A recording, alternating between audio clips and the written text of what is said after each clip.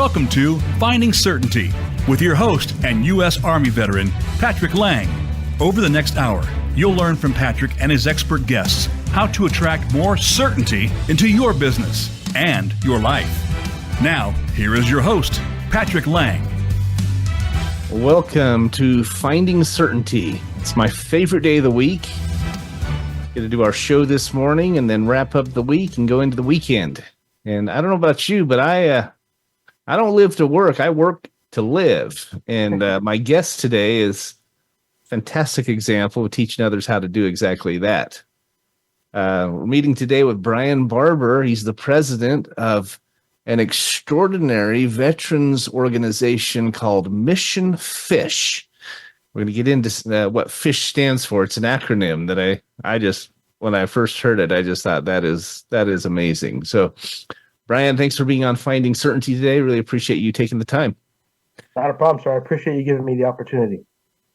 100%. You know, and we come across organizations like your own that are doing, such great work and such good in our communities, in the nation. Absolutely want to try to get your message out and recognize you for the efforts you're making and try to help if we can. So, quick background, Mission Fish is an organization that helps veterans to learn the value of fishing. You know, that anyone who's a fisherman who grew up fishing with their grandparents or takes their kids fishing or whatever, just knows the innate value and benefits of getting away, just checking out, unwinding a little bit with a fishing rod in your hands. And I've been a fisherman all my life. I'm actually wearing my real life shirt in your honor, or my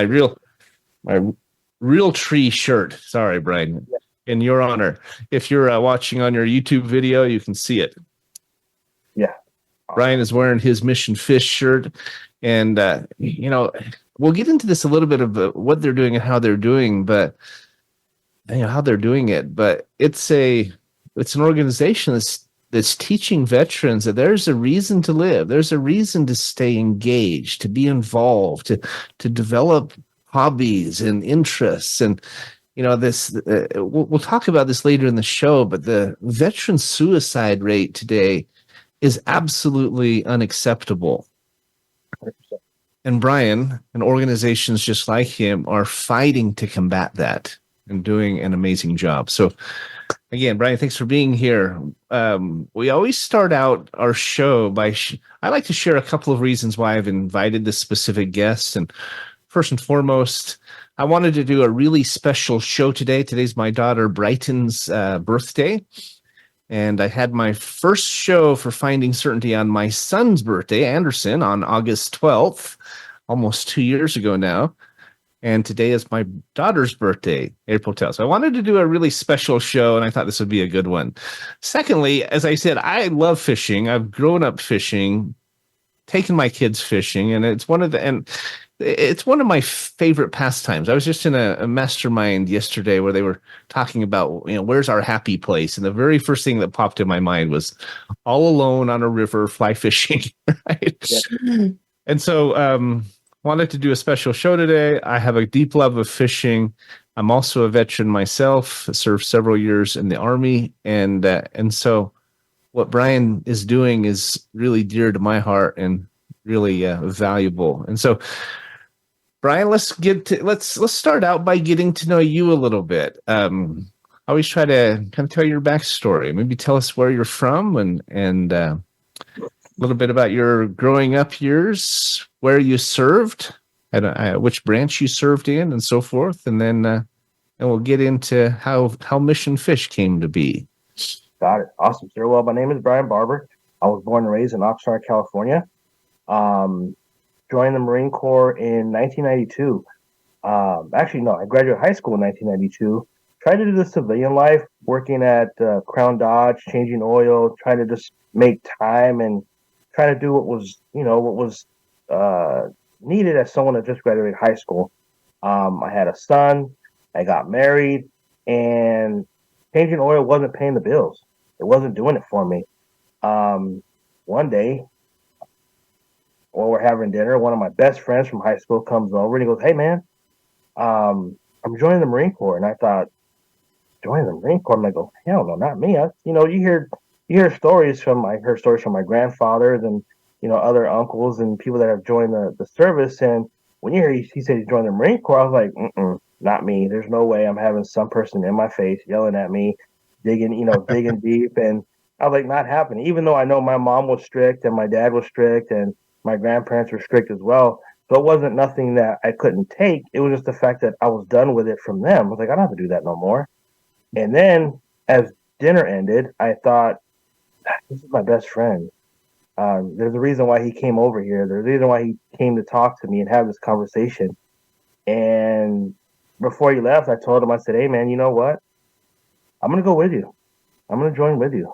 That next day, I went to the recruiting station and signed up. And I'm going to say maybe 3 weeks later, we were in boot camp together.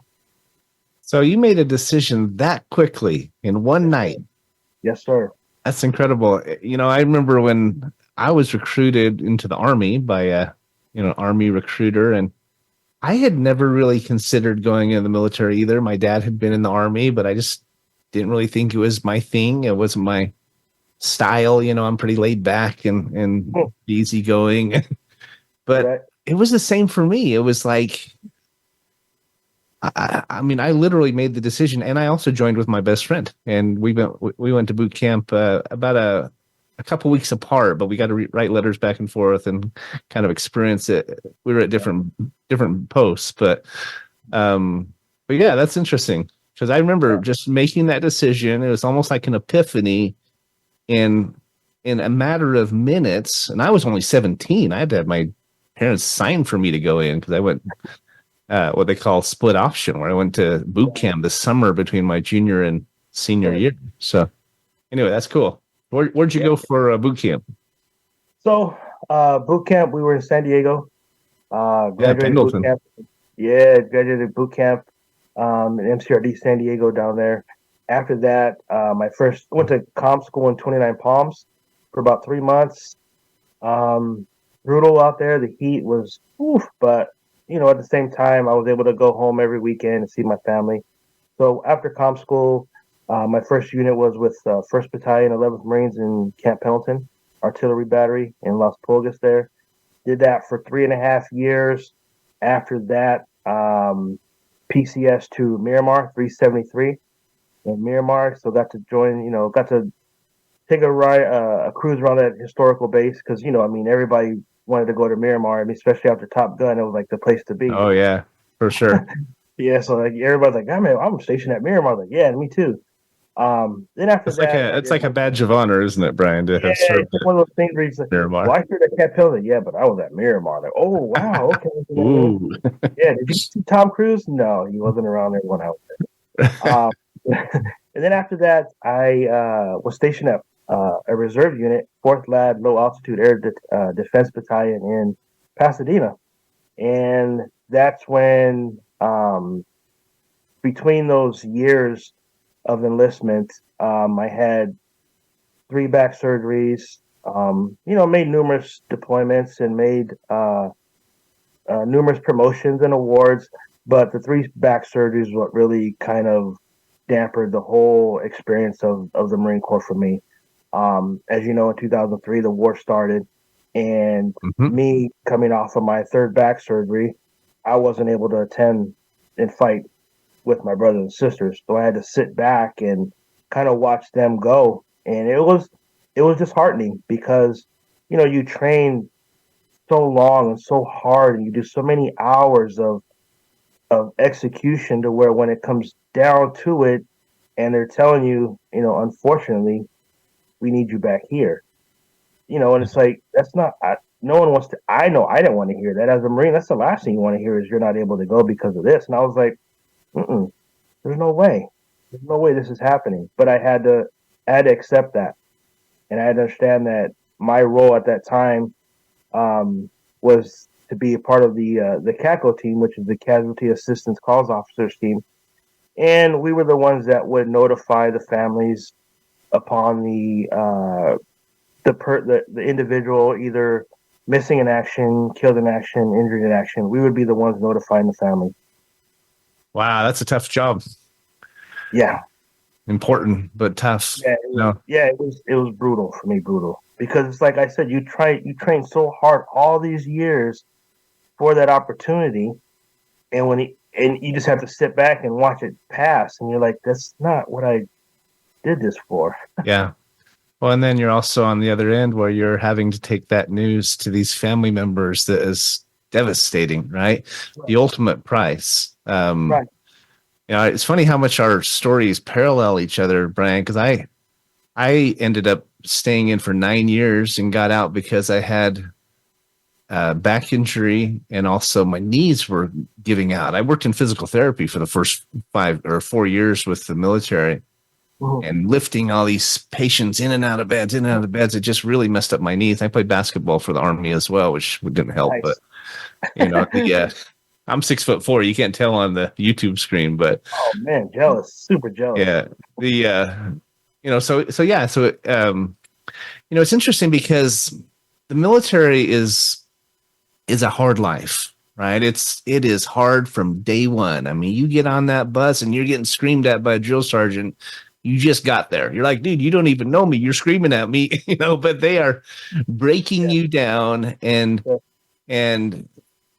they're really, it's an interesting experience. If you've never been through it, it is a combination of earning respect, creating a little bit of fear, a little bit of trepidation, creating an understanding of the chain of command, right? Because when you're in a battle, you're on the battleground, you don't have time to question orders. You have to learn to respond and respect that authority immediately, right? And so, but it's hard. It's hard. You're talking about being able to go home and see your family on the weekends. I mean, a lot of military, they're gone for months away from family. And so forth and so on. And then you add to that the just obviously the unknown privation, right? Missing out on family, and then seeing your friends injured and seeing them who lose their lives with the ultimate sacrifice. I've got a good friend who's a two-time Purple Heart recipient, Glenn Copeland, right? He's the one who introduced us, actually. And, he saw his whole platoon who hit a mine. They were all blown out of their truck. Some of them passed away. He got injured. I don't know if you haven't been through it, if you can truly appreciate what our military goes through for us. I mean, as you've observed, both in the military and since serving veterans, do you think that the American citizens in general, American populace, do you think they even come close to comprehending it? No. Not at all, right? Like, to me, there's so many layers to it, and I think America sees, 2 or 3 of the layers compared to what we see when we're down to the core of it. Yeah. I mean, we hear that. It's like working backwards for us. You know what I mean? Yeah. Yeah, you're right. I mean, we hear that common phrase, and I think people mean it, right? But it's almost rote. It's kind of just a gut response, right? Thank you for your service. It's actually the title I gave to this episode. And what does that mean? When somebody says, thank you for your service, do they really mean it? Do they understand what they're saying? Do they understand what that means to the service person, to the serviceman or woman? Mm-hmm. I don't think they do, personally. Yeah. I think they're trying to be respectful, trying to be appreciative, but it's very superficial. I think it's very kind of cursory. Right. Would you agree? It's funny when you hear it from a fellow veteran, though. It hits different. You're absolutely right. I totally agree. There's that look in the eye, right? A little bit of a handshake, and like, I know you mean. I mean, I know when civilians say it, I know they mean it. And like I said earlier, it's that layer factor. I mean, it's just how deep of it do you really mean?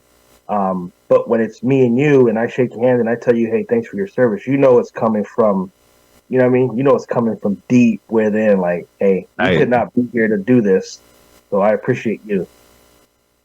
100%. We're actually already up against our first break, Brian, but we're visiting with Brian Barber, and I want to get in after the break, get into a little bit about how you started Mission Fish, what you guys do. I think it's just an incredible service. Thank you. It's interesting talking with you a little bit about our mutual experience. And you were Corps, I was Army, but it's all important. And so we'll be right back. Don't go away. You're on Finding Certainty with Patrick Laing. We'll be right back. Follow Voice America at facebook.com/Voice America for juicy updates from your favorite radio shows and podcasts.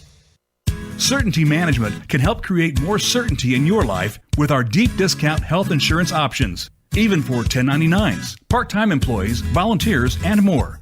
Pay less to protect yourself, your loved ones, and your team. Call 888-684-3122 for a free quote today. That's 888-684-3122. Visit us on the web at CertaintyTeam.com. That's Certainty, TEAM, like Mary.com. Have you become a member yet? Sign up now to become a member of Voice America. It's always free and easy. Plus, you get to take advantage of some great member benefits. Get unlimited access to millions of hours of on-demand content across all of our channels. Keep track of your favorite episodes, shows, and hosts in your own customizable library. Find out what shows you might be interested in based on your favorites. Plus, you get insider access with our newsletter. Membership gives you more. Sign up at voiceamerica.com and click Register at the top right. If you're a nonprofit in need of funding, we can help. Certainty Management is a cost reduction firm that also helps churches, schools, sports teams, and other nonprofits raise unlimited zero-cost funding. Best of all, you don't have to sell anything or ask for donations. Call 888-684-3122 to learn more today. That's 888-684-3122. Visit us on the web at CertaintyTeam.com. That's Certainty, TEAM, like Mary.com. When it comes to business, you'll find the experts here. Voice America Business Network.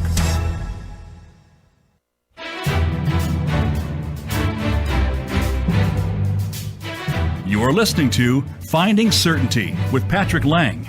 Have a question for Patrick or his guests? Join us on the show at 866-472-5790. That's 866-472-5790. Now, back to the show with Patrick.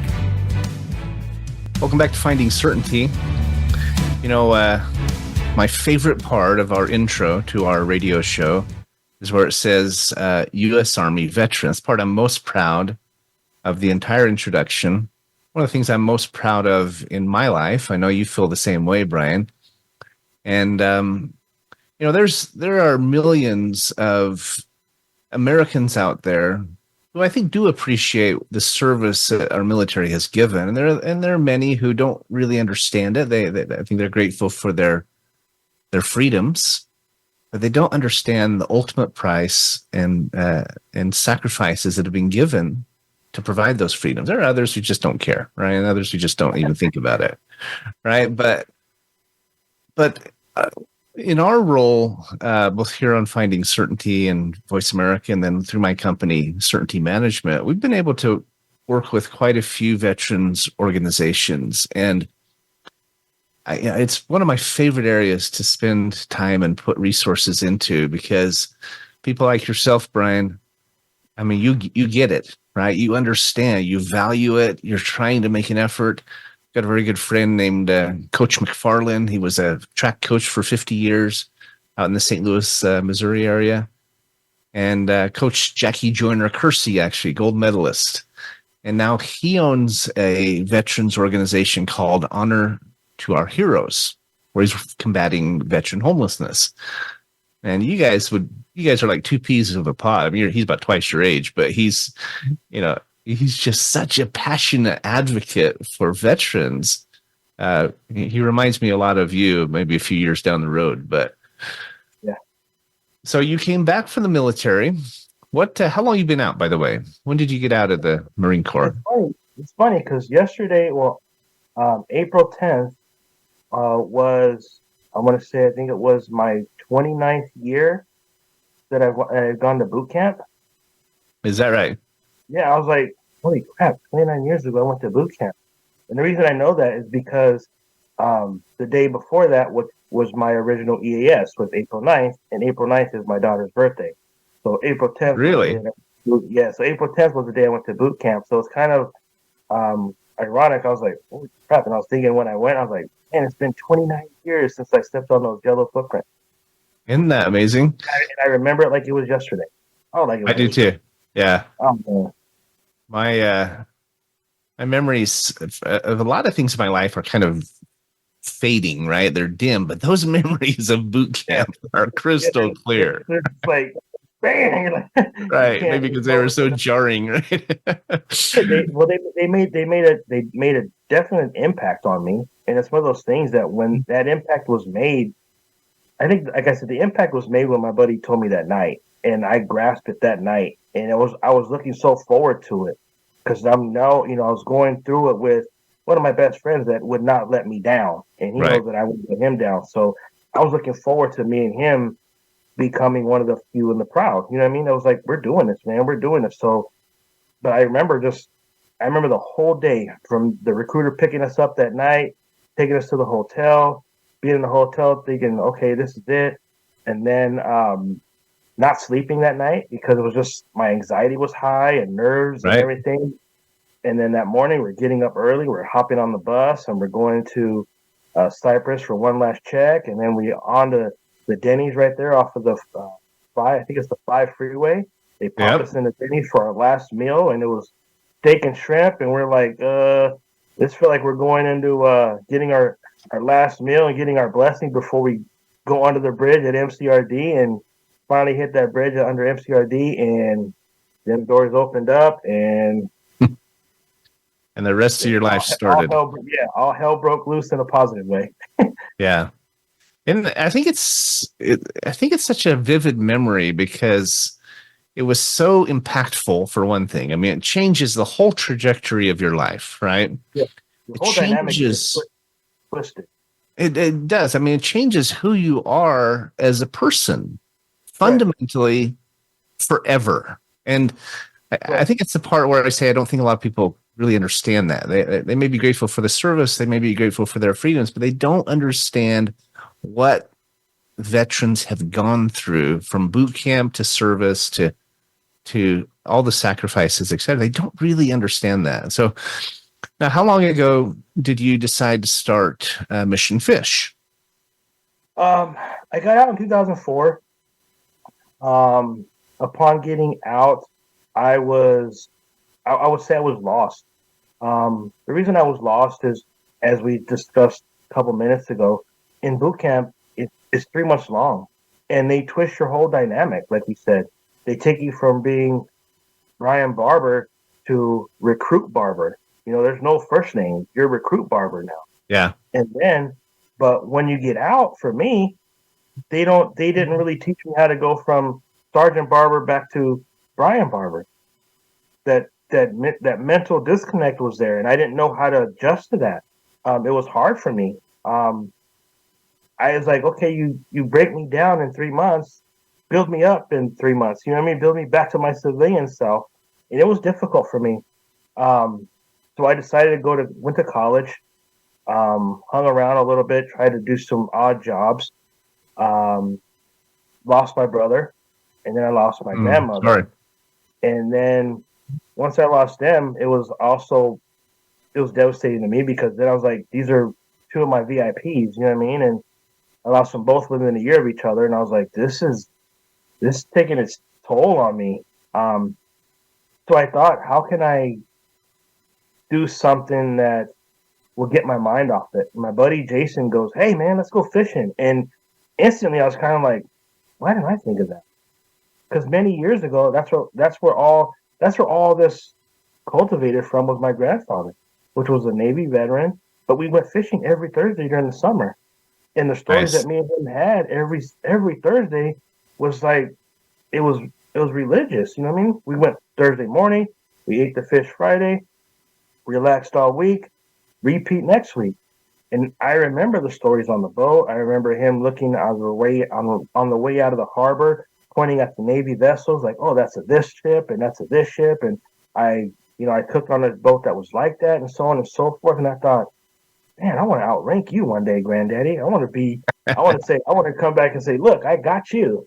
So my buddy Jason goes, let's go fishing, man. So he got on the boat, and I remember being on the boat, and I felt grounded. I felt secure. I felt, even though it was me and Jason, I didn't know anybody else on the boat. I felt okay. I felt welcomed, right? You felt accepted. Yeah, and it wasn't like there was no one pointing at me. There was no one thanking me for my service. Not that that was a thing, but no one knew who I was on the boat. Nobody knew me but Jason. And once I got back, and I thought, how can I make this impactful for another veteran that's going through what I went through, what I'm going through? And, you make a good point, Brian, because I talk about my happy place, right? Being on a river with a fly rod. I'm more of a river fisherman than deep sea, but I tried to fly fishing, man. I don't have the rhythm for it. You have to be kind of anal retentive, I think, a little bit of perfectionistic, but it's I don't care if you're on a fishing boat with 15 strangers. If you're all alone on a river, there is something about fishing that you hit the nail on the head. You said you felt like you were grounded, right? You felt like you got away from the chaos and the complexity and the challenges of life. It's like going to church, it's like going to the temple where you shut the doors and shut out the noise for a little while. And it's hard to describe it. Again, I find some parallels between the military and fishing, because unless you're a fisherman, unless you've experienced that, you really don't understand it, right? Right. You just think it's a bunch of smelly fishing and seasickness or something, right? Yeah. Right. 100%. And so that's really cool. So you went fishing with your friend. You had this epiphany. I think of it as a paradigm shift, right? I'll tell you a quick story I heard just this week, because I think it illustrates this point. My friend was saying not too long ago, he was driving down I-5 here in Las Vegas, and suddenly there were these highway patrolmen who were weaving back and forth in front of traffic and brought all the traffic to a stop, like 6 lanes of traffic, right? And he's going, what's going on? And he was struggling because, he was a little frustrated because he was late for a flight. And, his temperature starts going up. It's 5 minutes, then 10, then 15. And he's like, what's going on? Right. And then he saw all these emergency vehicles in a line coming down the right lane and crossing over Spring Valley into, I think it's right near, it's near the Strip in Las Vegas. And he realized it was the procession for the 2 highway patrolmen who were recently killed.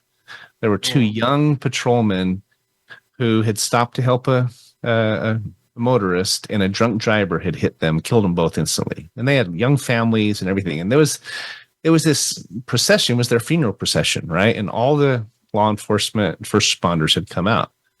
Well, when he realized what it was, he said he immediately felt completely differently about what was going on, right? Almost guilty, right? For feeling frustrated. But he said, I didn't care if I missed my flight. He goes, I immediately understood what was happening and had a total paradigm shift in how he viewed it.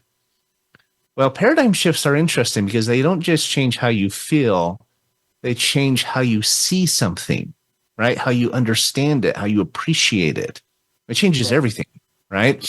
So I think it was interesting that you were kind of struggling, trying to find yourself, you working odd jobs and lost a couple of family members yourself, and kind of in a low point in your life. And then you had this paradigm shift when you went fishing. Right. I love the fact, Brian, if I may say so, the very first thing you thought of was, how could I share this with someone else? Yes. Right? wasn't even about yourself. You're like, I mean, I'm sure you thought, I got to do this again. Let's go fishing again, right? But the first thought you had was, man, how can I share this with another veteran who's feeling the same way I do, which so many are. First and foremost, I was like, I need to bring all my brothers out here, all of them. Yeah. Because you made a really important point about how difficult the transition is for veterans coming back. Right? They spend all this time and money, billions of dollars, preparing us to go into war. And I think they're getting better. They are trying to work with mental health counseling and some of the things like that. They're realizing it's such a problem. But for years now, decades now, it's just been, okay, you're released. You're discharged, honorable discharge. Have a nice life, right? Yeah, and I got to see it firsthand. I mean, I have an uncle who was suffering from PTSD, but back in those days, they didn't have a name for it. It wasn't a category. Right. This is a crazy deranged veteran, and you're like, there's a reason why he's like that. It's not he didn't do that to himself on purpose. Like, I think I'm just gonna be crazy today. No, he's suffering. Right. And like I said, I got to see my uncle work through it, and thank God now he's getting help. And my nonprofit was there to help him and give him some resources for that. But had I not started this nonprofit, I would have never made the resource connections that I made to where I can just share them with other veterans and military servicemen. Well, there's a lot of help out there, right? There's a lot of services available. They are getting better. There's organizations like your own that are providing extraordinary help and support. And a lot of it is just education. That's why I wanted you to be on our show today, to get the word out about what you're doing. Yeah. We're coming up on our next and last break, but take 60 seconds, if you will, and just kind of describe, if you will, what does Mission Fish do exactly? We provide fish therapy for veterans, active duty, first responders, Gold Star families, and family support members. We take them out for a day of fishing, interacting, sharing, and healing. No cost to them. And you usually go out in the Channel Islands, right? You can't see it if you're on the radio, if you're on YouTube. Hold them back up there for a minute, Brian. But he actually has the Channel Islands tattooed on his hands. This is my sanctuary right here. That's right. My buddy Jeff Davis did this for me. I know there's days when I'm not able to be on the water, and when those days get heavy, I just look down at my hands and I remember how many trips we've taken, how many lives I saved, but how many fish I caught in certain parts of the island. Like, I remember fighting a white sea bass there, or caught my yellowtail there, or I caught this, and things like that. So it kind of puts me back in that perspective. One of my favorite speakers, man by the name of Spencer W. Kimball, he said one of the most important words that we can ever have is the word remember.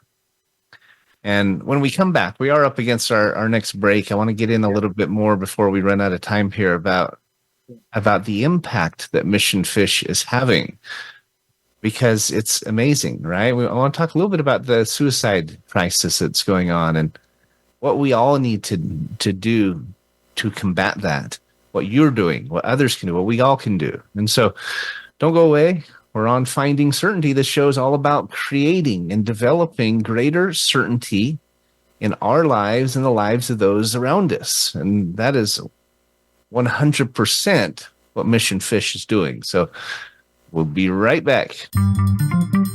Voice America is on LinkedIn. Connect with us today. If you're a nonprofit in need of funding, we can help. Certainty Management is a cost reduction firm that also helps churches, schools, sports teams, and other nonprofits raise unlimited zero-cost funding. Best of all, you don't have to sell anything or ask for donations. Call 888-684-3122 to learn more today. That's 888-684-3122. Visit us on the web at CertaintyTeam.com. That's Certainty, TEAM, like Mary.com. Voice America programs are now available on your favorite connected device, including Amazon, Alexa, and Google Home. Through streams with Apple Podcasts, TuneIn, and iHeartRadio, listening to your favorite show is as easy as saying the show name followed by the word podcast. Hey, Alexa, play Finding Your Frequency podcast. If that doesn't work, try adding on TuneIn or on iHeartRadio or on Apple Podcasts. Certainty Management can help create more certainty in your life with our deep discount health insurance options, even for 1099s, part-time employees, volunteers, and more. Pay less to protect yourself, your loved ones, and your team.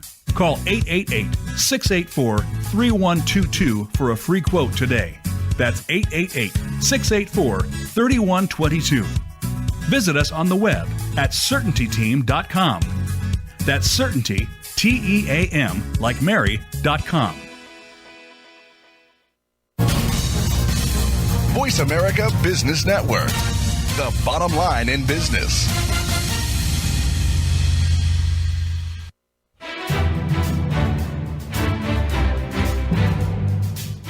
You're listening to Finding Certainty with Patrick Laing. Have a question for Patrick or his guests? Join us on the show at 866-472-5790. That's 866-472-5790.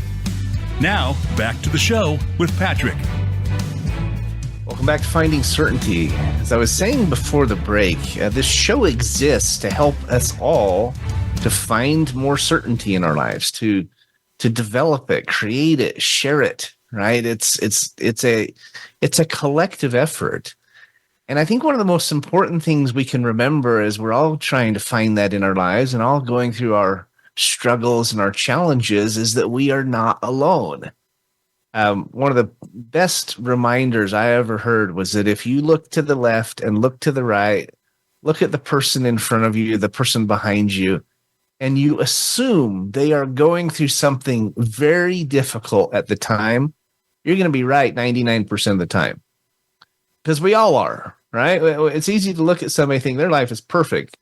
You don't know that they're addicted to drugs. You don't know that they're going through a divorce. You don't know they've got a lot of money maybe, but they have cancer, right? You have no idea what people are going through.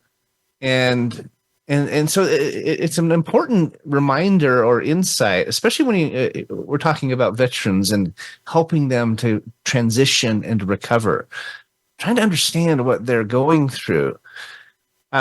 We talked briefly about the suicide crisis. Veteran suicides in America is at epidemic proportions. I mean, you know the statistics, Brian. Do you mind sharing what those stats are about how many veterans are taking their lives? Yeah, 22, man. Every day, 22 veterans commit suicide. 22 a day.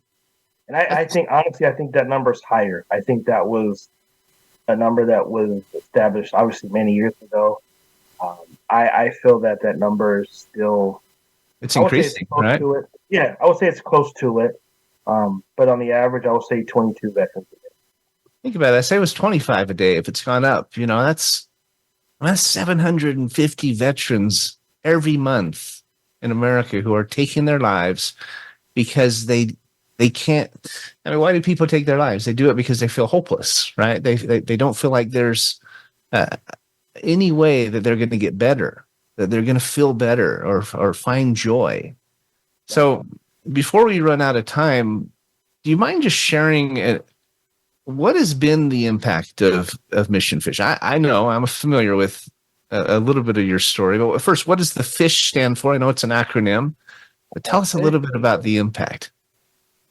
FISH and Mission Fish stands for fishing, interacting, sharing, and healing.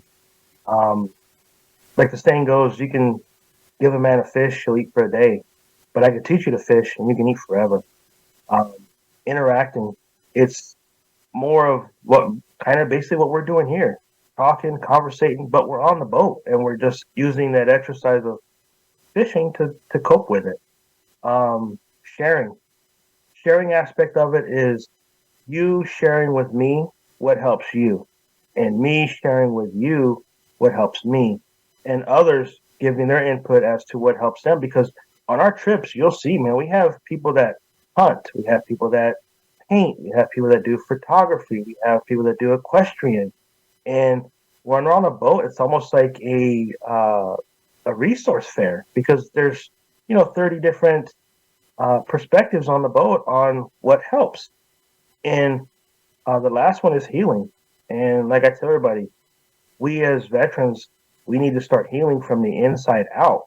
You know what I mean? We can smile all day long, but yeah, I'm great. But at the end of the day, like you said earlier, we're all going through it. And if we can heal from the inside out, heal our hearts, by the end of the trip, 9 times out of 10, you're looking at a very positive aspect of what we do.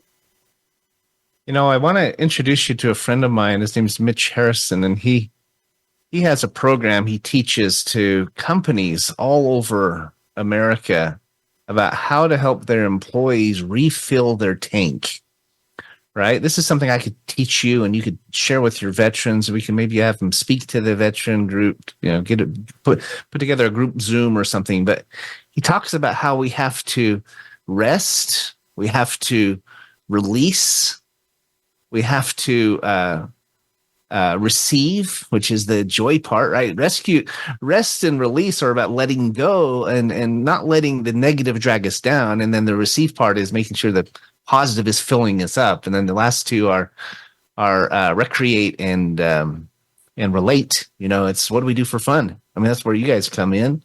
You're teaching your veterans how to do all of those things, how to rest, release, receive, recreate, relate, make new friendships and so forth. It's just so awesome.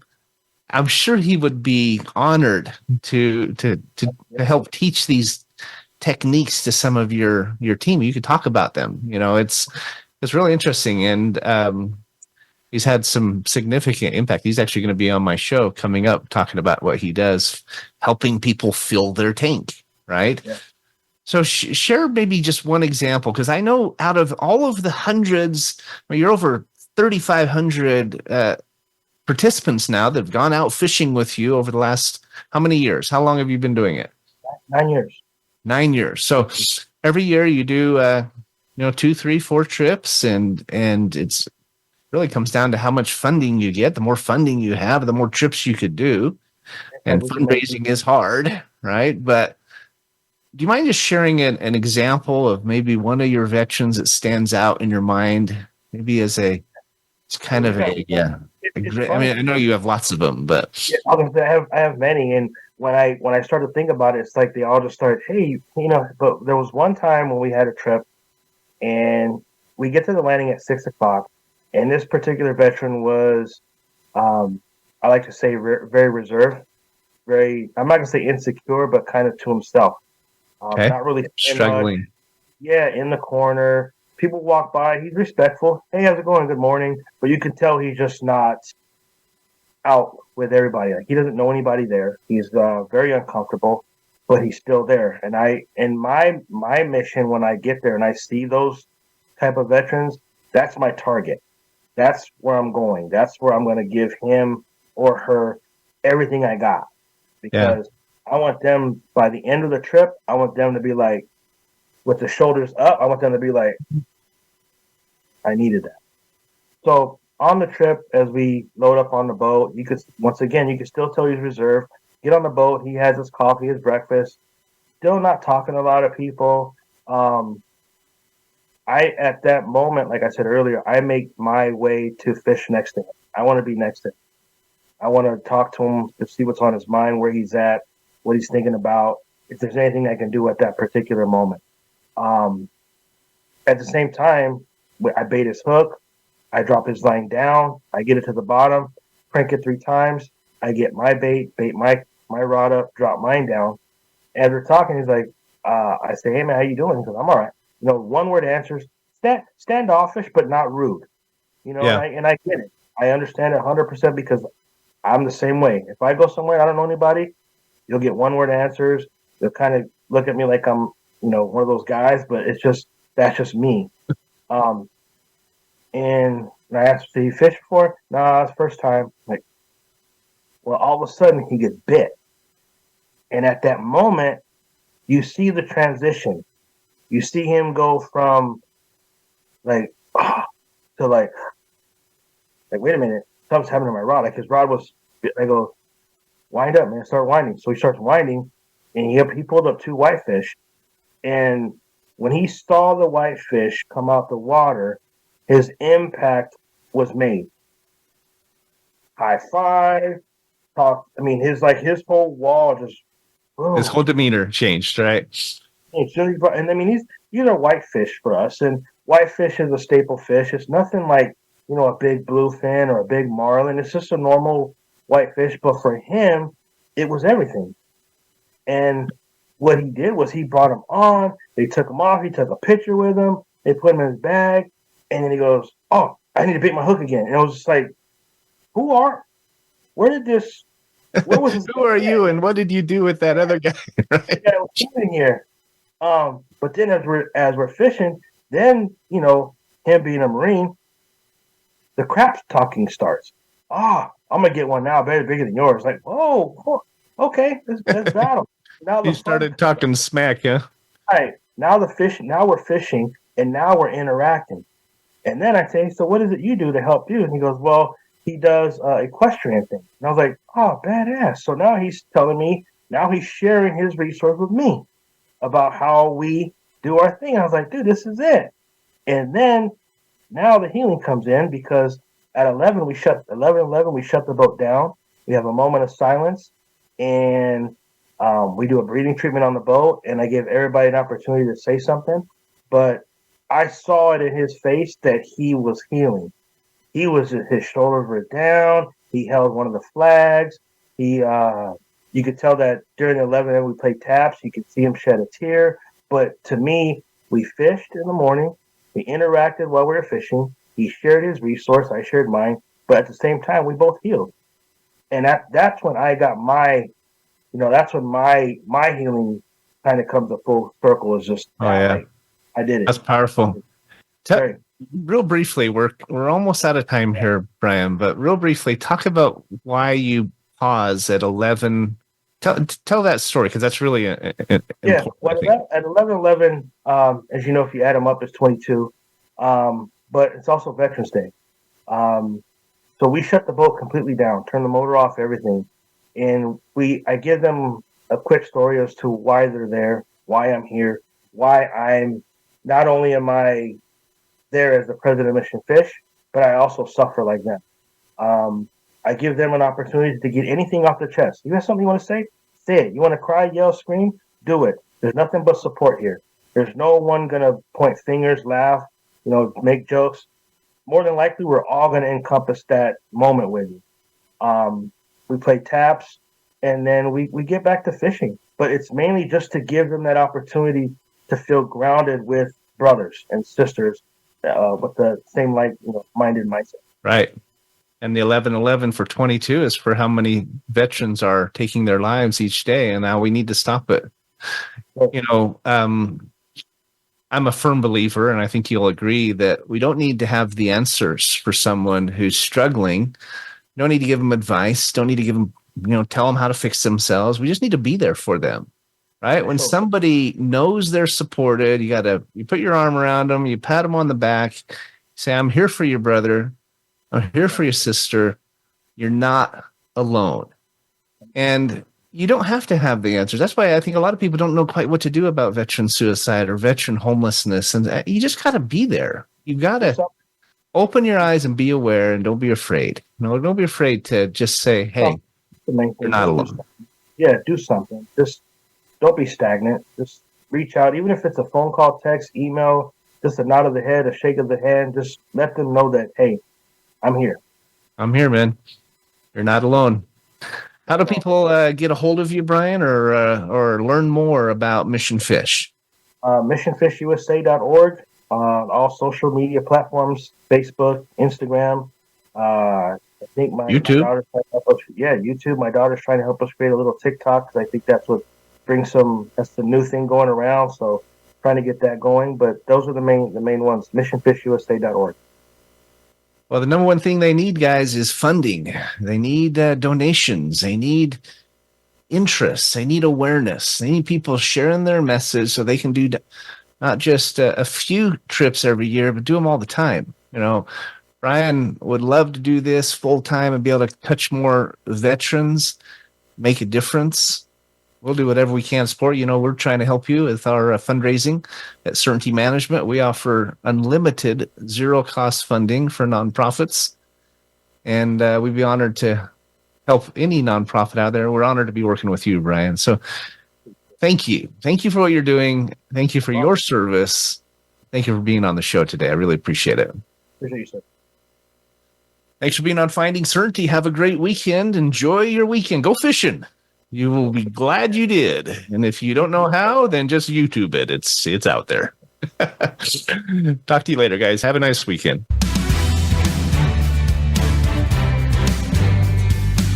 Thanks for tuning into today's episode of Finding Certainty.